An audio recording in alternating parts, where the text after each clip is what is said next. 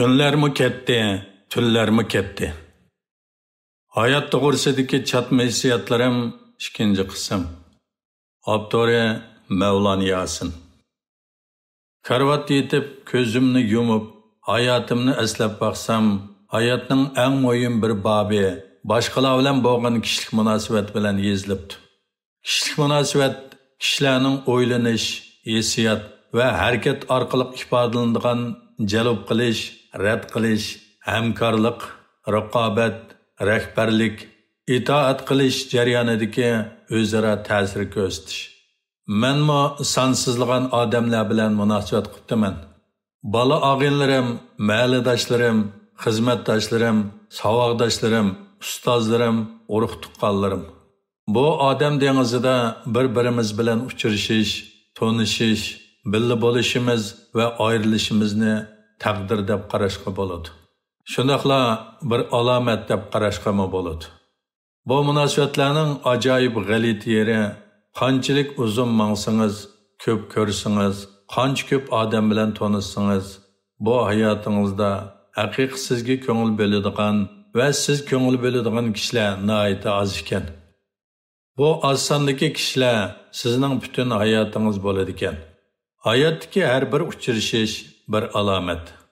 Mayli bu uchrashish hayotingizga aktiv yoki passiv ta'sir ko'rsatsin, siz yaxshi ko'radigan va sizni yaxshi ko'radigan kishilarning hammasi qadrlashga arziydi. O'zimizga samimiy muomala qiladigan bir qancha odam bilan uchrashish o'zi yetarli ekan. Bu dunyoda sizni yangilik his qildiradigan nurg'un ishlar bor, ammo sizni xotirjam va ozod his qildiradigan ishlar kam ekan. Bu har bir odamning ong va ko'z qarashi orqali aniqlanadigan va ifodalanadi ekan. Uyimdan mashina haydasam, yarim soatda Los Angeles Griffith astronomiya observatoriga boraman. Bu observator tog'ning cho'qqisiga joylashgan bo'lib, uning ichida keng ekranliq va 3 o'lchamlik film orqali ziyorat qiluvchilarga koinot haqida nihoyat jonliq ma'lumot berdi.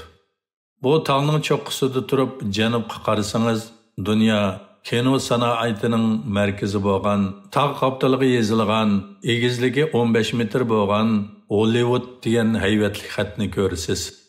Sharq janubga ko'z tashlasangiz, g'oyat shakli agir to'qay Los Angeles shahri markazi va sharq g'arbida yuzlangan zanjirsimon tog'lar ko'z nuringizni ishg'ol qiladi. G'arbi janubiga qarag'adak bo'lsangiz, bepoyon tinch okean putingizning ostida so'zilib yotadi. Tog'ning cho'qqisiga bekitib qo'ygan teleskopni oldirmay peyqirasangiz, cheksiz osmondagi sanoqsiz chaqnab, ko'zni chiqib turadigan yulduzlarni ko'rib, o'zingizda sirliq tuyg'u paydo bo'ladi. Hayotmo o'xshamagan nazar doiraga ega bo'lish odamga boshqacha ro'yi holat ib keladi. Aldirab bir narsani rad qilmang yoki aldirab bir narsani qabul qilmang. O'xshamagan chiqish nuqtasidan masalalarni tahlil qiling. Bu dunyoda qabul qilib bo'ladiganini qabul qiling. Yuzilni alaydigan ishlardan qochmang. Sig'dirg'ili bo'ladigan ishlarga keng qo'saq bo'lib va tushunish doirangizni kengayting. Qalbingiz qanchalik keng bo'lsa, dunyoyingiz shunchalik cho'ng bo'ladi. Har bir odam faqat dunyoga bir qitimli keladi. Birla hayotga erishadi. Bu hayotning uzun qisqaligiga bir Allohdan boshqa hech kim hukm chiqarolmaydi. Mazarga borsangiz, yangi tug'ilgan bu vaqtdan 100 yoshga kirgan qabri teshini ko'rasiz. Hayot musofasida do'st, dushman, sirdosh, notunish, oshiq mashqlarni o'z ichiga olgan har xil kishilar bilan uchrashsiz. Mayli qaysi xil kishilar bilan uchrashishingizdan qat'iy nazar, taqdir belgilagan kishilar bilan tanishing, do'st bo'ling, salomlashing. Ularning hammasini bir baxt va ta'lay deb qabul qiling. Hayotimizda nurg'un kishilar bilan aralashimiz, aloqa qilamiz, tasaddubiy uchrashimiz va bordi-keldi qilamiz. Inson tabiatida mundoq vahshiy yana bir haqiqat mavjud. Hech kim bir ojiz, irodasiz odamni yoqtirmaydi. Yaxshi ko'rmaydi, masxir qiladi va yordam qo'lini uzatmaydi. Agar bir masala voqea to'salg'a yoki biror odam oldida jiddiylassangiz, tortinchoq ko'rinsangiz yoki xushomad qilsangiz, tabiiy kishilarga mas'uliyatsiz ta'sir berasiz. Dunyoning eng yomon g'ariziga duch kelasiz. Odamlar sizga eng yaxshi bo'lganda bechora deb ichini og'irtadi, lekin hurmatlamaydi. Faqat egilmas, qaytmas va o'zingizga ishonganingizdala do'stlik va muvaffaqiyatning ochqichini qo'lingizga olasiz. İnsanlar munosabatidagi eng qo'rqinchligi siz borliqingizni to'kib va ishonchingizni taqdim qilgan odam sizga beparvolik qilsa, hatto sizga ziyonkashlik qilishi. Men eng ishongan odam mening Amerikada xizmat qilayotgan shirkatimga maxfiy xat yozib, mening ustimdan bo'xton chaplab ziyonkashlik qildi. Men yarim asrga yaqin Kaldibada qolgan kishi mening oilamga töhmet qilgan videoni to'rlarga tarqitib yurdi. Bular mening yuragimda saqaymas yer qoldirdi. Hayotingizda ba'zi ishlarni kechirib o'talaysiz, lekin unutib ketolmaysiz. Bir odamning hayotidagi eng arzimaydigan ish bo'lsa, qimmatli vaqtini va samimiyatini qadrlamaydigan odamga sarf qilish. Esingizda tuting, o'zingizning qadr-qimmatini qo'ritib, sizni yoqtirmaydigan bir kishiga madara qilmang. O'zingizning vaqtini sizga tava bo'lmagan munosabatga sarf qilmang. Samimiy bo'lmagan ikki yurakning orliqi borgan siri yiroqlaydi. Bu dunyoda ahamiyatsiz safar yo'q. Hayotda behuda o'qiladigan kitob yo'q. Siz mangan yo'llar va o'qigan kitoblar angsiz holda dunyoga bo'lgan tushanchingizni o'zgartirdi. Yuzingizdagi nadonlik va yuzalikingizni to'ydirmay o'chirib o'tishga yordam berdi.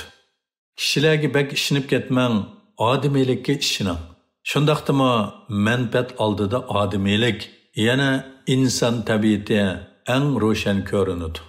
Manfaat oldida inson tabiati ko'p chog'larda bardoshlik berolmaydi. Kishilar orasida manfaat aralashgandan keyin eng yaxshi munosabatmi chiriklashadi. Atrofingizda sizning yaxshi turmush kechirishingizni umid qiladiganlar bo'lishi mumkin. Ammo oldingi shart shuki, siz ulardan yaxshi yashasangiz bo'lmaydi. Inson tabiatining cho'nqur qatlamida tilga elishga bo'lmaydigan maynat va iflos narsalar yo'shiringan bo'lib, muvofiq tuproq va klimat hosil bo'lganda etilib chiqadi, kengaydi va o'sib shoxlaydi. Muvaffaqiyat qozongan vaqtingizda atrofingiz tabassumli kishilar bilan to'ladi. Hammaylar yiqimli qiyofati bilan chiroyli gaplarni qiladi. Ammo muhtojlik va g'urbatlik sizni ziyorat qilganda hech kim sizga yordam qilishni xohlamaydi. Mana bu haqiqiy inson tabiati. Psixologiyada Baba qonuni degan bir atalg'i bor. Buning aytishicha, agar siz birsiga bak yiqishlik bo'lsangiz, minnatdorligiga erishamayli qolmay, u texi buningga odatlanib qoladi. Hatto u teximi ashaddilishib, sizdan teximi ko'p narsalarni siqib chiqarishga intiladi. Sizning shu odamga bo'lgan tushanchingiz cho'qim sizning oq ko'nglingiz bilan mos kelish kerak. Bo'lmasa, yaxshilik qilaman deb yomon bo'lib qolasiz. Bir odamning tarjimali shu odam yashagan davrning taraytilgan ko'rinishi bo'lib qolmay, oldinqilarga varislik qilib, keyingilarga yo'l ko'rsatadi ekan. Davr degan ma'lum mazgildagi ma'lum jamiyat orqali yeziladi ekan. Biz ko'p ishlatadigan davr, jamiyat qatorliq so'zlar bir abstrakt uqum. Ammo ma'lum davr va jamiyatda yuz bergan voqea va fojialar abstrakt emas. Men o'zimning sezgirashtlariga qaraydigan bo'lsam, tabiiy ofatdan boshqa davrning tragediyasi bo'lmaydi ekan. Faqat tragediyalik davr bo'ladi ekan. Davr gunohsiz ekan. Barliq tragediyalarning manbasi odamlar ekan. Hech kim mag'lubiyatni yoqtirmaydi. Ammo hayotimizda muqarrar holda o'xshamagan cho'nqurlikdagi mag'lubiyatga duch kelamiz. Ammo hayotimizda majburiy holda o'xshamagan cho'nqurlikdagi mag'lubiyatga duch kelamiz. Nurg'un vaqtlarda mag'lubiyatdan ansirab olg'a ilgirlashdan ikkilanamiz. Mag'lubiyatdan asliga kelanmagan kishilar oz emas. Ba'zilar halqsimon mag'lubiyatga petib qilishdan paydo bo'lgan eski o'sal tuyg'u zarbisida ro'yi go'mran bo'lib ketgan misollar oz emas. Meningmi mag'lubiyat g'albining onasi degan so'zga go'monlangan vaqtlarim bo'lgan.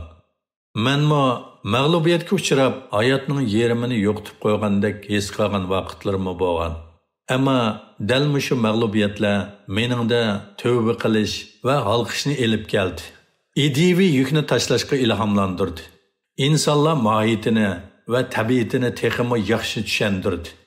Odam o'zini yaxshi asrashni, o'tgan kunlarni tajriba savob qilib, oldiga qarashni va o'zini xo'ratmaslikni tirikchilik shakli qilish kerak ekan.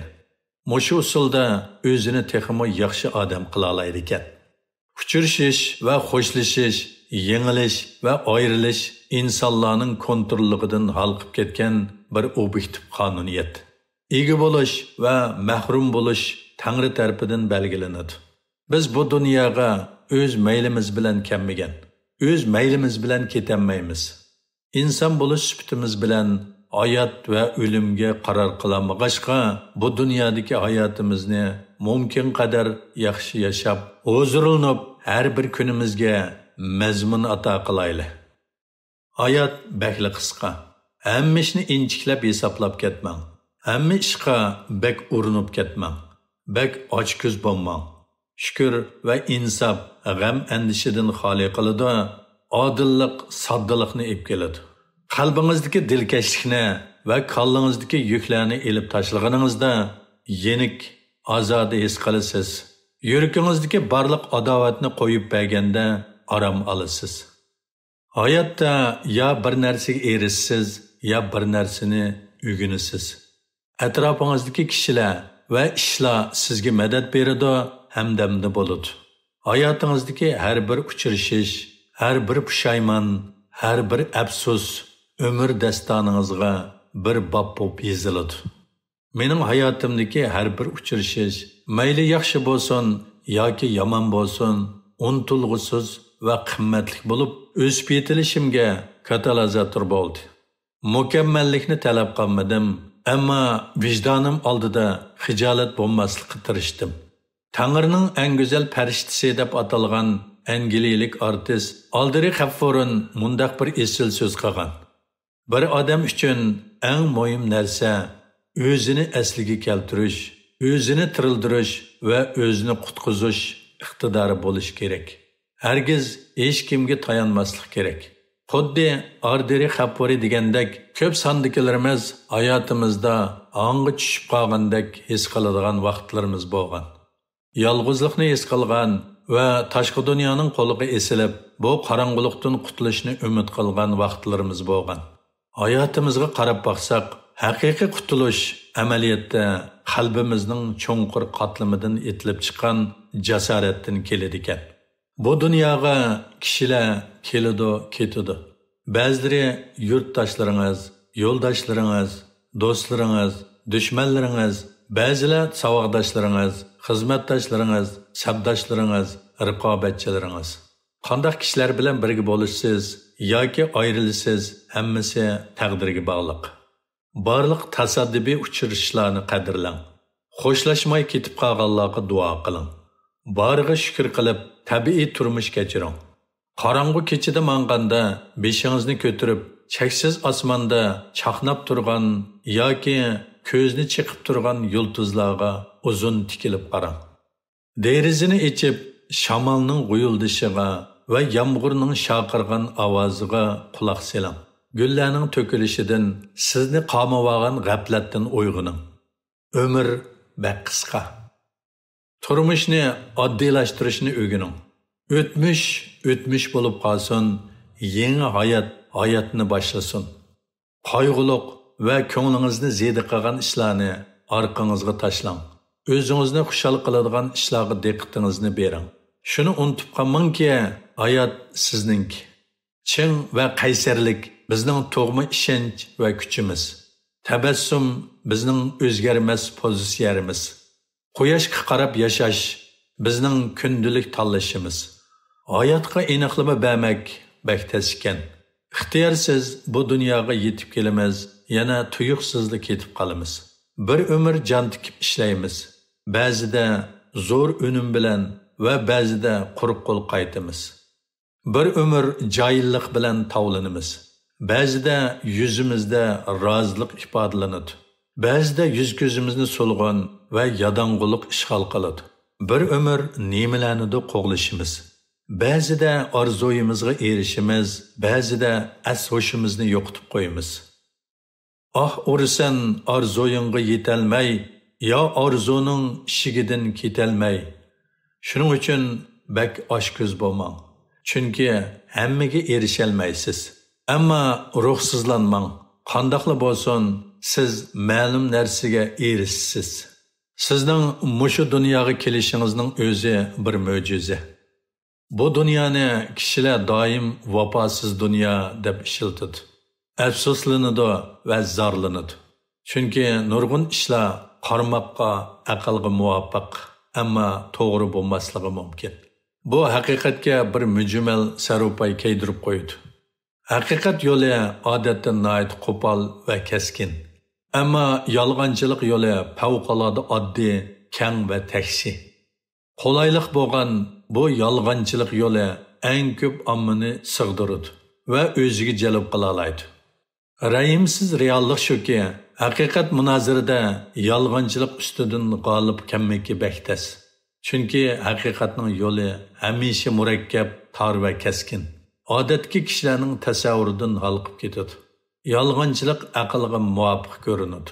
Kishilarning ishonchiga oson erishadi, chunki yolg'onchilik ehtiyojini qondirish uchun astoydillik bilan to'qilgan. Germaniyalik faylasuf, tilshunos va mutafakkur Friedrich Nietzsche shunday degan: Sizni o'ltirolmagan narsa sizni texmi kuchli qiladi. Nietzschening bu so'ziga talash-tortish qilgani bo'ladi, albatta. Lekin bu so'zning haqiqat tarkibini inkor qila olmaymiz. Uyg'urlarning Xitoy qirg'inchiligidagi kechirmishini ko'zatsak, dal mushu qirg'inchilik, muhtojlik, mushkulchilik bizning qaysarligimizni va kuchimizni shakllantirdi. O'ylamda nurg'un atirgullar bor. Bu atirgullar judun chapqunning zarbalariga va o'tdak oftobning qiynash zarbasiga qaramay, yanada yiltiz tortib, joyillik bilan o'sib ichiladi. Ammo bu Uyg'ur millati ro'yining xitobnomasi. To'xtamas karvon yo'lidan garchi otlar bak uruq. Azaldan tayinish va obyektiv shayni shart qilish odamga azob ib keladi. O'z taqdirini o'zi qo'lida tutganda fursat yetib keladi. Hayot amaliyotda bir safar, hatto sayohat desakmi bo'ladi. Bu safarda bo'ron, shamol, yomg'ir, quyosh, asan-o'sanlarning hammasi bor. Shuning uchun kech yetib kelganda, yolg'izlik qorshib olganda, ko'zingiz asta yumilib, cho'nqur nafas elib, andin qalbingizning cho'nqur qatlamidan nurni izlang. İlgirlash yo'lingizni yo'riting. O'zingizni va dunyoni ilditing. Davomi bor.